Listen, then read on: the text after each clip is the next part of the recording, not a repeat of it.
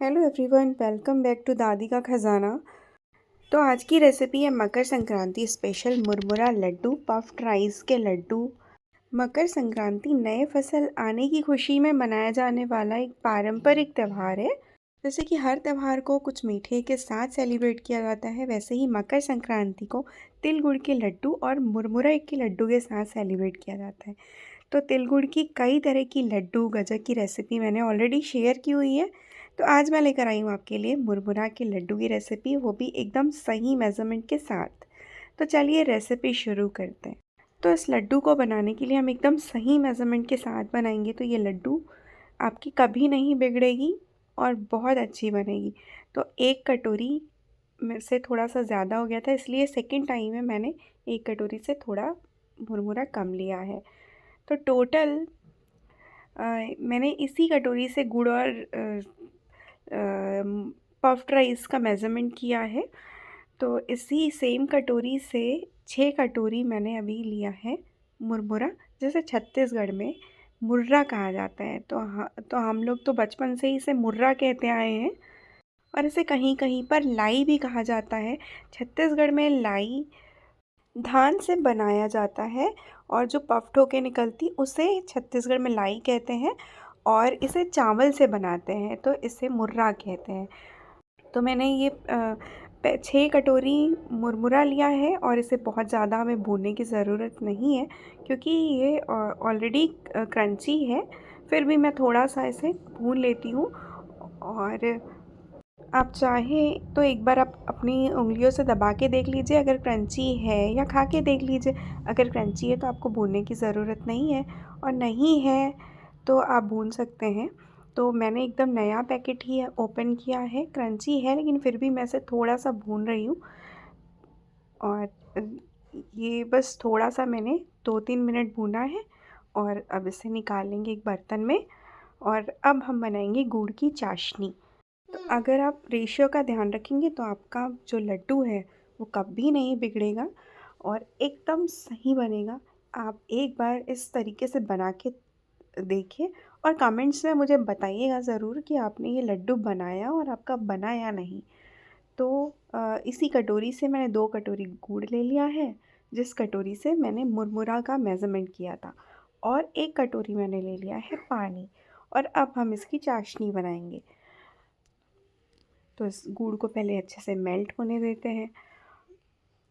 तो पहले गुड़ अच्छे से मेल्ट हो जाएगी, उसके बाद गुड़ अपने आप गाढ़ी होने स्टार्ट हो जाएगी। तो आपको एकदम केयरफुली चाशनी बनाना है, क्योंकि गुड़ जब पक जाती है और इसकी चाशनी, तब आपका फोकस नहीं हटना चाहिए। पूरा फोकस आपका चाशनी पे रहना चाहिए, क्योंकि ये बहुत जल्दी से जल जाती है और इसका पूरा टेस्ट ख़राब हो जाता है। तो अभी तो ये चाशनी बन रही है, अभी गुड़ मेल्ट हो रही है, आप देख सकते हैं। फिर ये बहुत जल्दी जल्दी पक जाएगी। अगर आप गैस के सामने खड़े होके जल्दी करना चाहते तो आप इसे मीडियम फ्लेम में रख के चाशनी बनाइए। और अगर आप कुछ काम कर रहे हैं किचन में इसके अलावा, तो आप गैस की फ्लेम लो रख दीजिए और चाशनी को आराम से बनने दीजिए।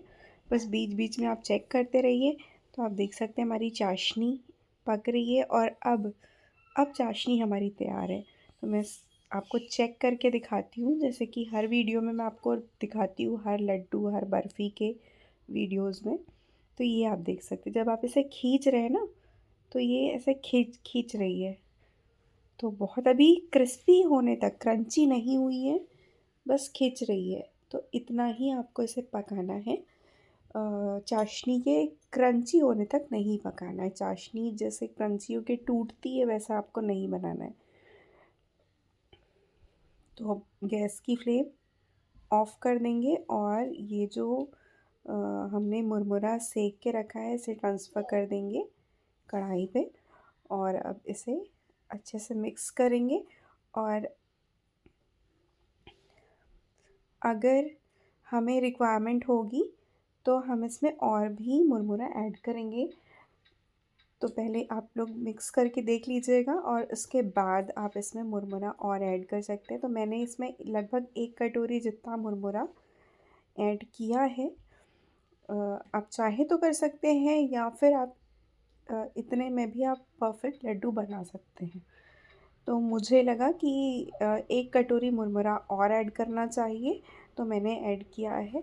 तो अगर आप फर्स्ट टाइम बना रहे हैं तो आपके लिए 2 कटोरी गुड़ और 6 कटोरी मुरमुरा से आप लड्डू बना सकते हैं, या फिर जिस तरह से मैं बना रही हूँ 2 कटोरी गुड़ और 7 कटोरी मुरमुरा मैंने लिया है, और इससे एकदम परफेक्ट लड्डू बनेगी। दोनों मेज़रमेंट में आपकी लड्डू बिगड़ेगी नहीं, लड्डू एकदम परफेक्ट बनेगी। तो आप देख सकते हैं कि मैंने इसमें लगभग 1 कटोरी जितना मुरमुरा और लिया है, और अब इसे भी अच्छे से मिक्स कर देंगे इक्वली, ताकि सारे मुरमुरा में चाशनी का लेयर आ जाए।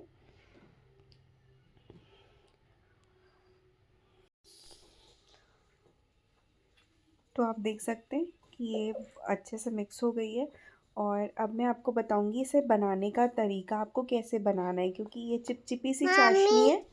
तो लड्डू बनाते समय आपको कुछ बातों का ध्यान रखना है, तब आपके लड्डू हाथों में नहीं चिपकेंगे और जल्दी जल्दी से बनेंगे। अदरवाइज़ ये बनाते समय हाथ में बहुत ज़्यादा चिपकते हैं।